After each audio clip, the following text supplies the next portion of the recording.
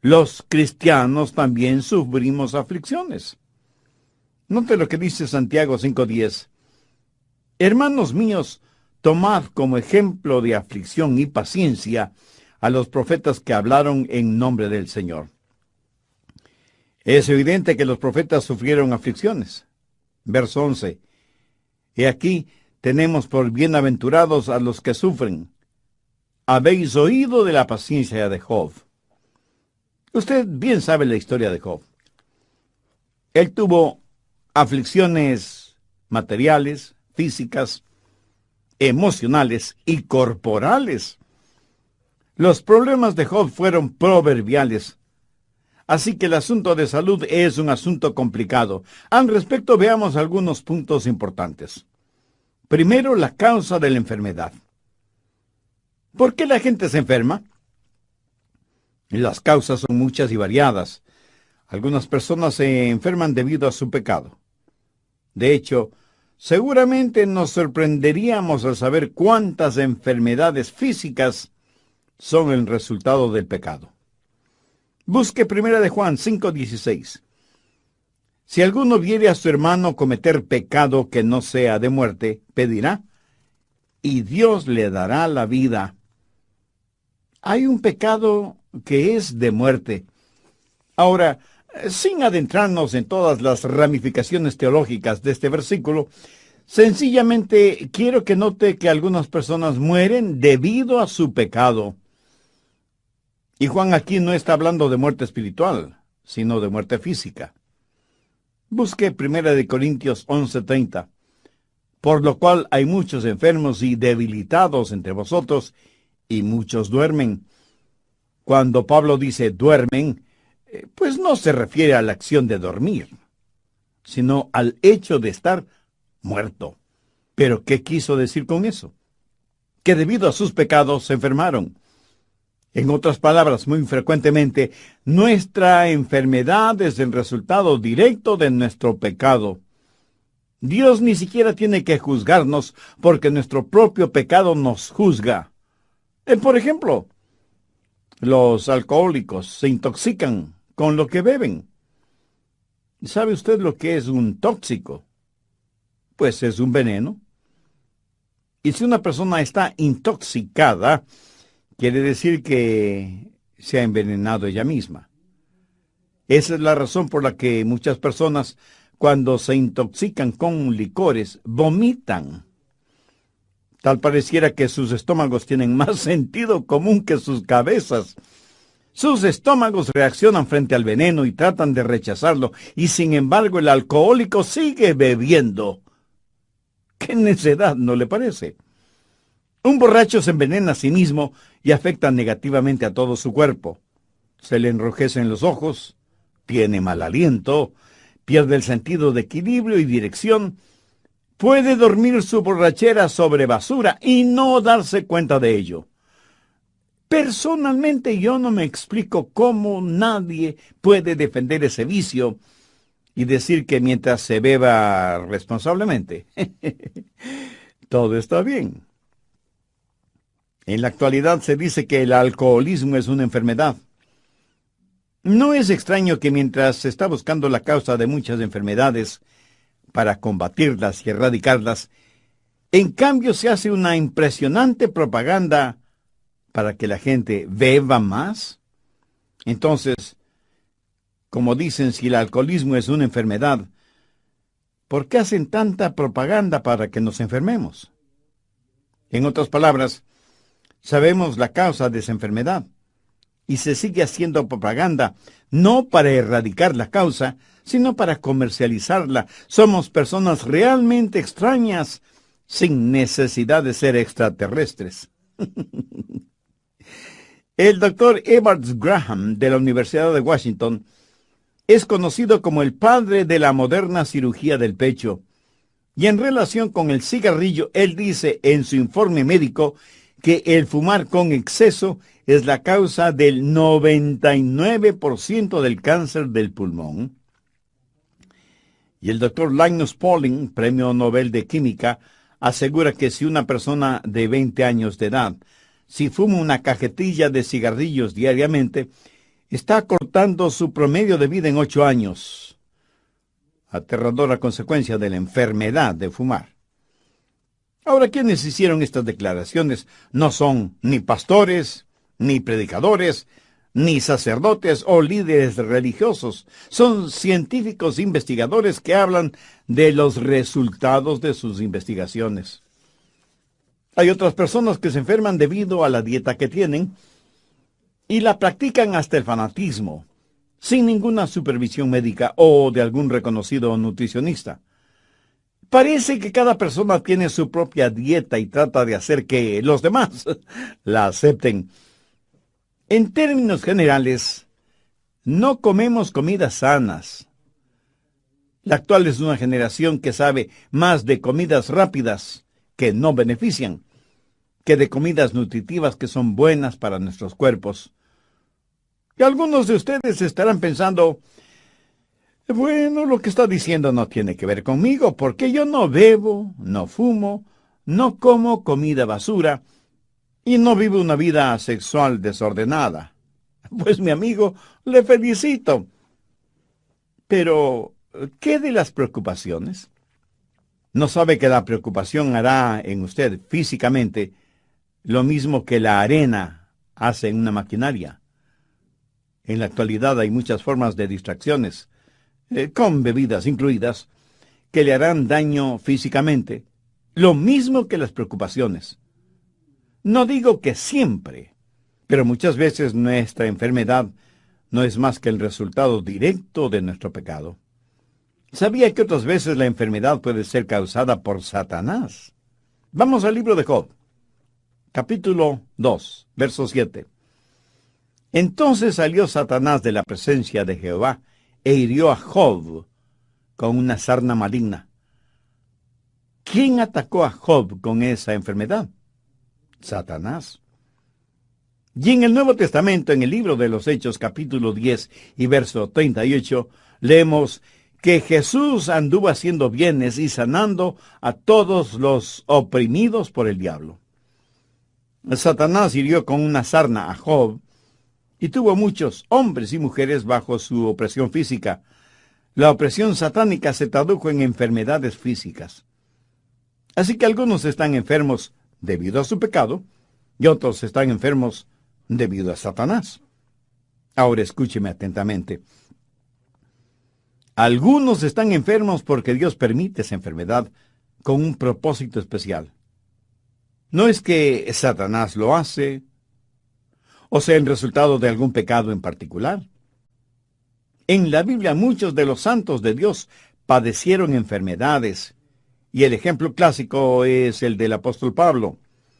Busque 2 de Corintios 12, verso 7, en donde Pablo declara, y para que la grandeza de las revelaciones no me exaltase desmedidamente, me fue dado un aguijón en mi carne, un mensajero de Satanás para que me abofetee, para que no me enaltezca sobremanera, respecto a lo cual 3 veces he rogado al Señor que lo quite de mí, y me ha dicho, bástate mi gracia, porque mi poder se perfecciona en la debilidad.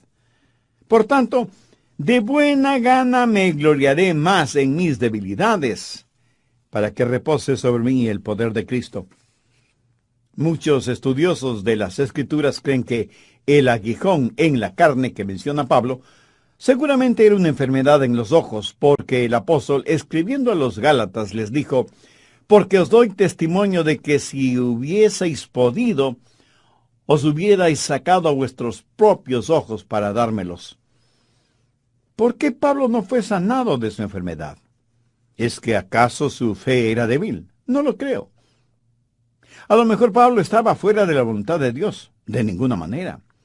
Dios tenía un plan específico y sobresaliente para Pablo.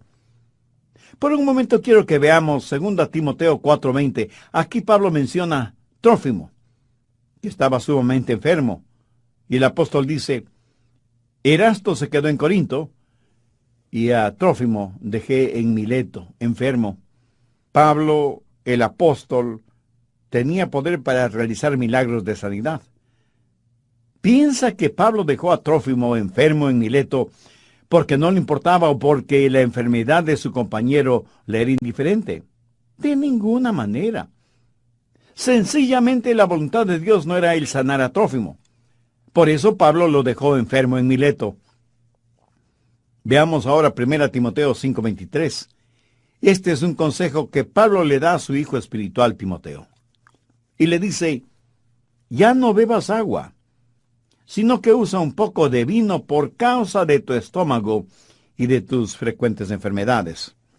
Timoteo era un hijo de Dios, un predicador del Evangelio y un gran siervo e hijo espiritual de Pablo. Sin embargo, Pablo no tuvo el poder para milagrosamente sanarle. Lo único que pudo hacer el apóstol fue recomendarle que ya no bebiera agua por obvias razones de contaminación y que más bien tomara un poco de vino. El agua en Israel y en la Tierra Santa, en general, tiene un alto contenido alcalínico, no muy recomendable para la buena digestión. Pablo no le está diciendo a Timoteo que se vuelva un borracho, sino que tome un poco de vino para sus enfermedades estomacales. En el Antiguo Testamento, veamos 2 de Reyes 13, verso 14. Estaba Eliseo enfermo de la enfermedad de que murió. ¿Cómo murió Eliseo, quien tuvo una doble porción del espíritu que moraba en Elías? Murió porque ya no tenía comunión con Dios. Y por eso se enfermó. ¿Qué había hecho de malo? Al estudiar la Biblia descubrirá que Eliseo estaba en comunión con Dios y que aún estando en su lecho enfermo, hizo una de las más extraordinarias profecías bíblicas, y no hay ninguna indicación de que Eliseo estuvo enfermo debido a su pecado. Frecuentemente Dios tiene un propósito increíble cuando permite alguna enfermedad a sus santos. ¿Cuáles son esos propósitos de Dios en la vida de sus hijos por medio de la enfermedad? Segundo, para que experimentemos la gracia de Dios. Dios le dijo a Pablo, bástate mi gracia porque mi poder se perfecciona en la debilidad. Tercero, el poder viene por medio del sufrimiento y la enfermedad. Pablo hizo un maravilloso descubrimiento, que por medio de la enfermedad podía conocer el poder de Dios, quien le dijo, mi poder se perfecciona en la debilidad. En otras palabras, Dios le dijo, Pablo, cuando estés lo suficientemente débil como para depender totalmente de mí, tendrás más poder del que nunca tuviste estando sano. Por eso es que Pablo dijo, por tanto, de buena gana me gloriaré, más bien en mis debilidades, para que repose sobre mí el poder de Cristo. Y la frase para que repose sobre mí el poder de Cristo es muy significativa. Quiere decir literalmente extender el tabernáculo de Dios. Dios ha extendido su poder sobre la vida de Pablo, y por eso el apóstol siente que cuando es débil, entonces es fuerte. Pablo, debido a su enfermedad física, aprendió a confiar, a depender de Jesucristo. Pablo nunca dijo, bueno, si no me puedo curar, entonces debo aguantar. No. Su actitud fue, si Dios no me quiere curar, entonces debo alabar. Amén. Por eso se glorió en su enfermedad. ¿Alguna vez usted le ha dado gracias a Dios por su enfermedad, así como le da gracias a Dios por su buena salud? Piénselo. Cuarto, la productividad a veces viene por medio de la enfermedad. Cuán grandemente ha sido bendecido el mundo por creyentes enfermos. Y aunque no sea difícil el comprenderlo, Dios puede usar nuestro sufrimiento para bendecir a otras personas. Veamos 2 de Corintios 1:6. Pero si somos atribulados, es para vuestra consolación y salvación. ¿No es eso maravilloso? Pablo está diciendo, mi aflicción es su consolación. Mi sufrimiento es su salvación. El resto del verso 6 dice, la cual se opera en el sufrir las mismas aflicciones que nosotros también padecemos. Recuerda que a Pablo Dios le dijo lo mucho que debía sufrir por amor de su nombre. La productividad a veces viene por medio de la enfermedad. Busque Juan 15, verso 2. Todo pámpano que en mí no lleva fruto lo quitaré, y todo aquel que lleva fruto lo limpiaré, para que lleve más fruto.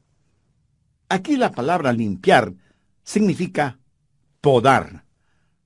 Cortar aquello que podría ser un estorbo en el crecimiento y desarrollo de los racimos. Y aunque es una operación dolorosa, es necesaria. ¿Necesita usted esa operación espiritual? No sabe por qué tiene la enfermedad que tiene. Pero aún mucho más importante que esto es, ¿cuál es su relación con Dios? ¿Quién es y qué representa Cristo en su vida? Si usted tiene dudas respondiendo esas preguntas, entonces usted necesita hacer una decisión espiritual ahora mismo. Un hombre estaba visitando un huerto de manzanas y vio un árbol tan cargado de manzanas que las ramas tenían que ser apuntaladas, y le preguntó al cuidador de la huerta acerca de la productividad de ese árbol. Y el hombre le contestó: Señor, usted no lo va a creer, pero este era uno de los árboles menos productivos en la huerta, por lo que tuve que tomar medidas drásticas. Con un hacha hice una profunda incisión en el tronco del árbol, y desde entonces este árbol ha dado más manzanas que ningún otro árbol del huerto. Aprendí que cuando un árbol no tiene más que ramas y hojas, pero no da ningún fruto, la herida que le hice en el tronco sirvió para despertar a este árbol, para que diera fruto. Interesante, ¿no le parece? Quinto, la pureza llega por medio del sufrimiento y la enfermedad. Veamos 1 de Pedro 5:10. Mas el Dios de toda gracia, que nos llamó a su gloria eterna en Jesucristo, después que hayáis padecido un poco tiempo, Él mismo os perfeccione, afirme, fortalezca y establezca. ¿Alguna vez ha pensado que a lo mejor sus sufrimientos son para su perfección, para su fortalecimiento, para su crecimiento espiritual? Por eso es que Pedro está diciendo lo que dijo. Mire lo que Job dijo: mas él conoce mi camino, me probará y saldré como oro. En otras palabras, Job dijo: este sufrimiento es como un crisol, en donde serán quemadas todas las impurezas. Y en el Salmo 119:67, David dijo: antes que fuera yo humillado, descarriado andaba, mas ahora guardo tu palabra. Primera de Corintios 1, verso 27. Sino que lo necio del mundo escogió Dios para avergonzar a los sabios, y lo débil del mundo escogió Dios para avergonzar a lo fuerte. De paso, permítame decir que la palabra débil en este contexto no quiere decir débil de carácter o sin fuerza física. Más bien significa estar enfermo. ¿Por qué Dios escoge a la gente enferma? La respuesta está en el verso 29. A fin de que nadie se jacte en su presencia. Ahora, ¿cuál es el propósito de todo esto? Verso 31. Para que, como está escrito, el que se gloríe en el Señor. ¿Cómo es que nuestra muerte puede traer gloria a Dios? Vayamos al Evangelio de Juan, capítulo 21, verso 19. Esto dijo dando a entender con qué muerte había de glorificar a Dios. Dios, por así decirlo, cierra la boca del diablo. El apóstol Santiago usa el ejemplo de Job. La acusación del diablo contra Job era que Job no amaba a Dios. Y la única razón por la cual Job servía a Dios es porque Dios le había sobornado. Y Satanás le dijo a Dios: Job te sirve porque eres demasiado bueno con él. ¿Qué es lo que el diablo le dijo a Eva en el jardín del Edén? Dios no es lo suficientemente bueno para ti. Mira lo que Dios no te permite tener. Pero en relación con Job, el diablo dice que Dios era demasiado bueno con Job. Y Dios respondió al diablo: tú no conoces a mi siervo Job. Él no me sirve debido a las cosas que le doy o a lo que hago por él. Lo hace porque verdadera y sinceramente me ama. Para probártelo, Satanás, te doy permiso para que le quites todo lo que tiene, pero no toques su vida. Bueno, creo que todos sabemos esa extraordinaria historia, resumida en la clásica frase de Job: he aquí, aunque él me matare, en él esperaré. Aquí Job está declarando su total y absoluta fe en Dios. Muchas personas, incluso creyentes, profesan una fe condicionada. Señor, si haces esto por mí, Dios, si me ayudas a conseguir esto o aquello. La verdad es que necesitamos una fe como la de Job, quien dijo: Señor, aunque me mates, te serviré. Eso, mi amigo, cierra la boca de Satanás. ¿No sería formidable que en nuestro contexto actual podamos decir: aunque no tengo buena salud y aunque no tengo posesiones materiales, amo a mi Dios y Jesucristo es real y suficiente para mí? Andrew Murray fue un gran hombre de Dios y él escribió lo siguiente: frente a los problemas, un hijo o hija de Dios pueden decir: Dios me trajo hasta aquí y es por su voluntad que estoy en este lugar. Él me protegerá con su amor y me dará la fortaleza para comportarme como su hijo. Él transformará las pruebas en bendiciones, enseñándome las cosas que Él quiere que aprenda. Y finalmente, en su tiempo, Él me sacará de los problemas, como y cuando Él lo quiera. Ahora quiero que veamos algunas de las causas de las enfermedades en los hijos de Dios. No porque hayan cometido algún pecado en particular, sino porque Dios tiene un propósito mucho más importante. Sexto, la cura para la enfermedad. Santiago 5, desde el verso 13. ¿Está alguno entre vosotros afligido? Haga oración. ¿Está alguno alegre? Cante alabanza. ¿Está alguno enfermo entre vosotros? Llame a los ancianos de la iglesia y oren por él, ungiéndole con aceite en el nombre del Señor. Y la oración de fe salvará al enfermo, y el Señor lo levantará, y si hubiere cometido pecados, le serán perdonados. Aquí la palabra enfermo significa no tener ninguna fortaleza física, pero tampoco se refiere a un simple dolor de cabeza o a que le duele algún diente de la dentadura postiza. No, no se refiere a nada de eso. Aquí se habla de una verdadera enfermedad genuina, real, terrible. Entonces, ¿cuál es el procedimiento a seguir? Primero, llamar a los ancianos de la iglesia. Esto no necesariamente significa una persona llena de años, aunque esa es la etimología de la palabra, pero más bien se refiere a un líder en la iglesia. Anciano es una palabra usada intercambiablemente en la Biblia, referente a un pastor o un obispo. Hay que llamar a los líderes espirituales en la iglesia, no simplemente a cualquier persona, no a pseudopastores o líderes o apóstoles o profetas, que no son más que lobos disfrazados de ovejas. Segundo, orar por el enfermo y ungirle con aceite. Así lo dice el verso 14. Oren por él ungiéndole con aceite en el nombre del Señor. Ahora, ¿qué significa ungir con aceite?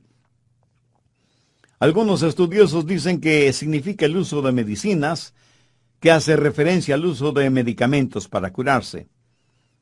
De paso, permítame decir que Dios puede usar doctores para sanar a algún enfermo. No hay nada de malo en consultar con un doctor. Lo malo es depositar la fe en ese doctor en vez de tener fe en Jesucristo. En mi opinión, el ungimiento con aceite no se refiere al uso de medicamentos. En algún comentario bíblico leí que ungir a una persona con aceite significa, prácticamente, cubrirle completamente con aceite. Bueno, yo no lo creo así. Eso equivaldría a tener un enfermo resbaloso. En la Biblia, el aceite fue usado como símbolo del Espíritu Santo, separando y santificando a alguna persona específicamente para la causa de Cristo. Permítame darle un ejemplo de lo que estoy diciendo. Vayamos al libro de Levítico, en el Antiguo Testamento, capítulo 8, verso 10. Y tomó Moisés el aceite de la unción, y ungió el tabernáculo y todas las cosas que estaban en él. ¿Lo comprende? Cuando usted unge con aceite a alguien o a algo, lo santifica. ¿Tiene problemas entendiendo lo que significa la santificación? Es muy sencillo. Significa apartar para un propósito o para un trabajo específico. Mire los siguientes versículos, el 11 y 12. Y roció de él sobre el altar 7 veces, y ungió el altar y todos sus utensilios, y la fuente y su base para santificarlos, y derramó del aceite de la unción sobre la cabeza de Aarón, y lo ungió para santificarlo. El ungimiento con aceite es un acto simbólico, similar a la Cena del Señor, o Santa Cena, o Comunión, al bautismo por inmersión, o la imposición de manos. Simboliza algo hermoso y sobrenatural. El aceite en la Biblia, siendo un símbolo del Espíritu Santo, cuando es usado para ungir a una persona, simboliza el que esa persona es separada, apartada para el servicio de Dios. Cuando una persona está enferma y llama a los ancianos o a los líderes espirituales de la iglesia, y ellos le ungen con aceite en el nombre del Señor Jesucristo, significa que esa persona, aunque esté enferma, está separada para el servicio y la causa de Cristo. Ahora, ¿por qué Dios debería sanar a una persona que no ha sido santificada? ¿O por qué Dios debería darle buena salud para que usted siga sirviendo al diablo? El ungimiento de una persona enferma es la declaración tácita de que esa persona está total y completamente entregada en cuerpo y alma al control del Espíritu Santo. Conozco a cientos de personas que han testificado y traído muchas almas al conocimiento de Cristo como Salvador personal, estando enfermas y en cama. O sea que, estando enfermas, hicieron más de lo que nunca hicieron estando sanas. Nuevamente, veamos Santiago 5, versos 13 y 14. ¿Está alguno afligido entre vosotros? Haga oración. ¿Está alguno alegre? Cante alabanza. ¿Está alguno enfermo entre vosotros? Llaman los ancianos de la iglesia y oren por él, ungiéndole con aceite en el nombre del Señor. ¿Notó eso? Son los ancianos los que oran por la persona enferma. Y tenga en cuenta que esto no es orar con la persona enferma, sino orar por la persona enferma. Los ancianos están ahí para orar, para descubrir y para hacer la voluntad de Dios. La oración que llega al cielo es la oración que comienza en el cielo. No oramos por la primera cosa que se nos viene a la cabeza. Necesitamos conocer la voluntad de Dios. Primera de Juan 5:14 dice, y esta es la confianza que tenemos en Él, que si pedimos alguna cosa conforme a su voluntad, Él nos oye. Oramos por la persona enferma para determinar la voluntad de Dios. Así que primero oramos y luego la ungimos con aceite en el nombre del Señor. ¿Y cuál es el resultado? La oración de fe salvará al enfermo. Si la voluntad de Dios es sanar a ese enfermo, Dios nos dará a nosotros la fe para orar. Ahora escúcheme atentamente, porque hay muchas personas que asisten a esas fuertemente hipnotizantes y emocionantes reuniones de sanación y milagros.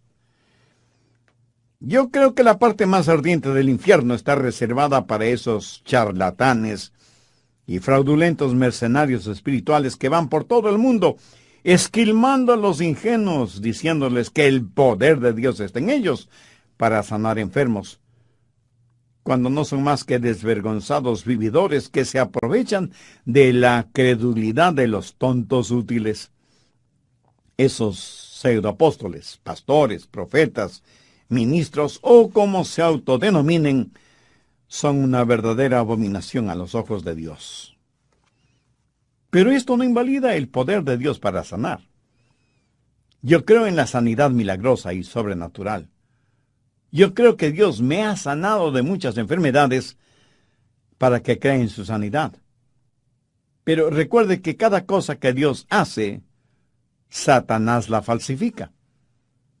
Y estos pseudo sanadores que abundan en nuestro mundo actual toman a una persona que está en una silla de ruedas o que usa muletas y les imponen las manos y dicen unas cuantas palabras misteriosas y desconocidas y como nada sucede declaran: hermanos, la voluntad de Dios es sanar a todos, pero esta persona no tiene suficiente fe como para ser sanada. Ahora piense conmigo por un momento. ¿Puede imaginarse lo que hará eso en una persona que no entiende la Biblia? ¿Se da cuenta del tremendo daño que hacen al ego espiritual de esa persona? No creo que haya nada más abominable que eso. Si usted estudia detenidamente este pasaje de Santiago, descubrirá que no es la fe del enfermo de la que se está hablando, sino de la oración de fe de quienes oran por él. Y en vez de decirle al enfermo, no tienes suficiente fe para ser sanado, deberían decir, yo no tengo la suficiente fe para orar por ti. ¿Qué es lo que dice la Biblia? La oración de fe salvará al enfermo. Pero no se refiere a la oración del enfermo, sino a la oración de los líderes espirituales, de los ancianos, por el enfermo. Cuando una persona ha sido ungida y santificada, esa persona ha sido apartada para el servicio de Dios. Y cuando se ora con fe buscando la voluntad de Dios, el Santo Espíritu de Dios honrará esa oración de fe. Esto lo sé porque lo he visto suceder. He visto cómo Dios ha sanado en forma milagrosa e instantánea, en respuesta a la oración de fe. Yo no tengo el don de sanidad. No lo tengo ni lo busco, porque ese no es mi llamado. Pero esto no quiere decir que no ore por los enfermos. Y he visto cómo Dios ha sanado, no a todos, pero a muchos de ellos. Y he dado la honra y la gloria a Dios, que es el único que puede sanar enfermos, si esa es su voluntad. Si no lo es, no hay ningún hombre o mujer sobre esta tierra que pueda sanar a ningún enfermo, aunque diga que lo hace en el nombre de Jesús. Al respecto, busque Mateo 7, versos 22 y 23. Muchos me dirán en aquel día, Señor, Señor, ¿no profetizamos en tu nombre? Y en tu nombre echamos fuera demonios. Y en tu nombre hicimos muchos milagros.